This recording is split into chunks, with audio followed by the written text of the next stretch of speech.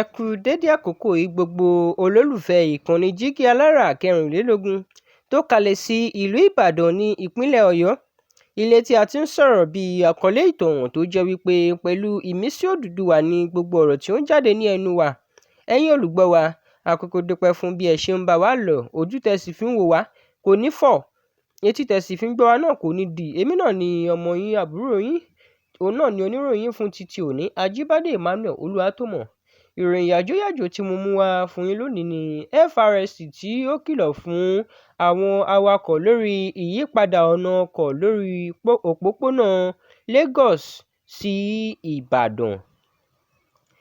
Ẹgbẹ́ tó ń ṣàbójútó ààbò lórí òpópónà ní orílẹ̀-èdè Nàìjíríà, ìyẹn Federal Road Safety Corps nípasẹ̀ ẹ̀ka rẹ̀ ní ìpínlẹ̀ Ogun State, ti kéde pé ìyípadà díẹ̀ yóò wà nínú ìrìnàjò àwọn ọkọ̀ lórí òpópónà Lagos sí Ìbàdàn fún ìgbà díẹ̀.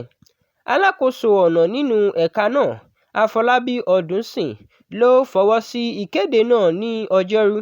Gẹ́gẹ́ bí ìkéde náà ṣe sọ, ìyípadà yìí jẹ́ dandan nítorí pé iléeṣẹ́ àpapọ̀ tó ń bójútó iṣẹ́ amáyédẹrùn, ìyẹn Federal Ministry of Works, ti bẹ̀rẹ̀ iṣẹ́ fífi àwọn àmì ìkìlọ̀ ńlá tí wọ́n mọ̀ sí warning gantries sí iwájú àwọn afárá tó wà lórí òpópónà náà.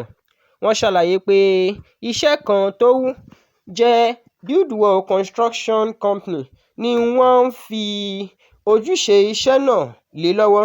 Gẹ́gẹ́ bí FRSC ṣe sọ, iṣẹ́ náà ti bẹ̀rẹ̀ ní afárá àkọ́kọ́ tó wà ní wájú Mountain Top University ní kìlómítà 13 kí ènìyàn tó dé agbègbè Ìbàfò.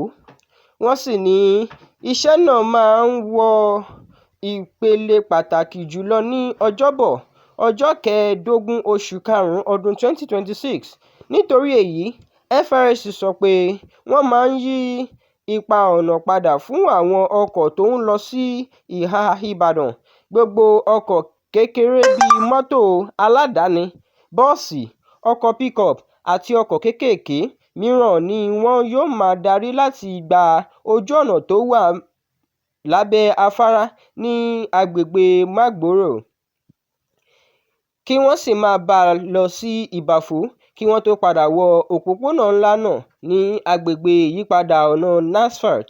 FRSC tún ṣàlàyé pé àwọn ọkọ̀ ńlá tí wọ́n ń ru ẹrù, tí a mọ̀ sí articulated vehicles, ni wọ́n máa ń dúró fún ìgbà díẹ̀ títí tí iṣẹ́ yóò fi parí. Wọ́n ní gbogbo iṣẹ́ ìdarí ọkọ̀ yìí kò ní ju ìṣẹ́jú 64, ìyẹn wákàtí kan lọ. FRSC tún ṣàlàyé pé àwọn ọkọ̀ ńlá tí wọ́n ń ru ẹrù, tí a mọ̀ sí articulated vehicles, ni wọ́n máa dá dúró fún ìgbà díẹ̀ títí iṣẹ́ yóò fi parí. Wọ́n ní gbogbo iṣẹ́ ìdarí ọkọ̀ yìí kò ní ju ìṣẹ́jú 64, ìyẹn wákàtí kan lọ. Ẹgbẹ́ FRSC sì ti bẹ àwọn awakọ̀ pé kí wọ́n ní sùúrù kí wọ́n sì fọwọ́sowọ́pọ̀ pẹ̀lú àwọn òṣìṣẹ́ tó máa ń wà níbẹ̀ láti darí ìrìnàjò ọkọ̀.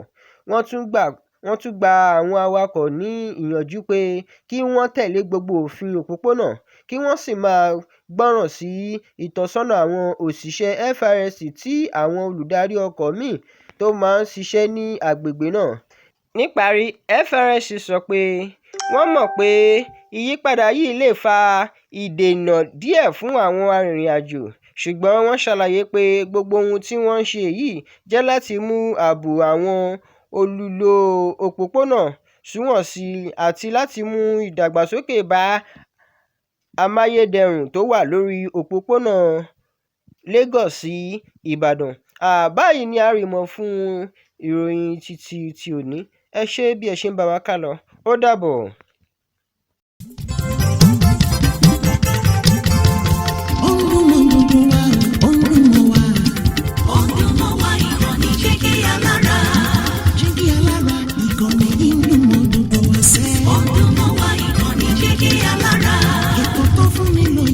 Ètò tó wà ní lọ́yẹ̀ wà ń bẹ̀. Ọdún mọ́ wa ìkànnì Jígí Alára. Ìròyìn lóríṣiríṣi.